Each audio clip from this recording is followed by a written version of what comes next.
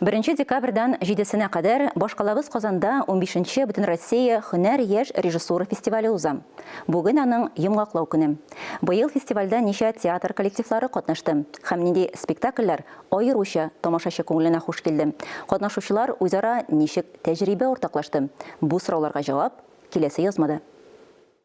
15-нче юбилей һөнәр фестивалендә 15 театр катнашты. Тамашачыга 16 спектакль күрсәтелде. Быел фестивальнең географиясе киңәйтелгән. Татарстан Республикасы театрлар белән бер рәттән Красноярск, Алтай крае, Пермь өлкәсе, Удмуртия, Башкортстан, Чувашия Республикасы театр коллективлары да килгән иде.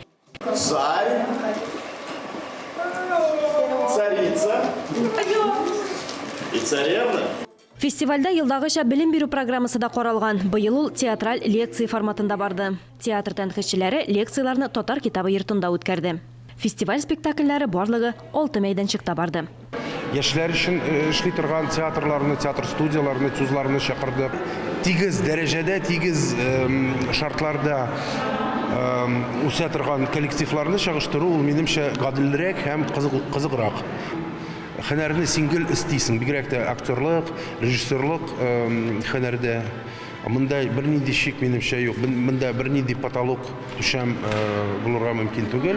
Шуңа күрә ылпат режиссерларда, олы яшьтәге режиссерларда нәрсәдә яшьләрдән ала, ничектер өйрәнә, һәм ул әлбәттә табигый театр дөньясы өчен.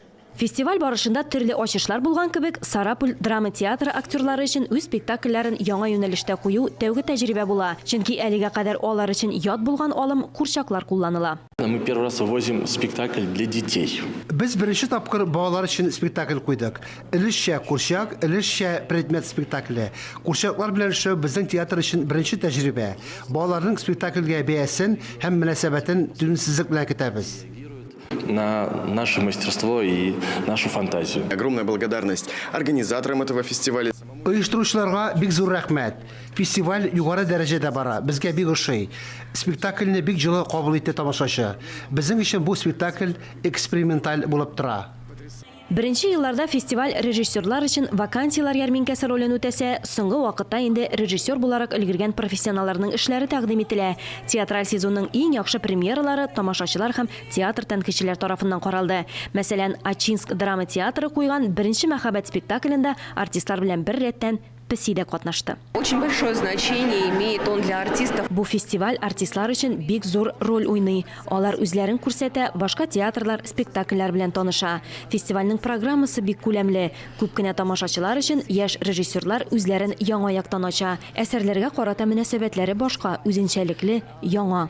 Һөнәр Татарстан һәм Россия театр дөньясы өчен югары сыйфат билгесе. Тәнкыйтьчеләр сүзенә караганда, географияны киңәйтү тирән һәм бай тәҗрибә тупларга ярдәм итә. Алия Галиуллина, Ринат Сәхипгәрәев, Ирек Хәмидуллин, Татарстан яңалыклары.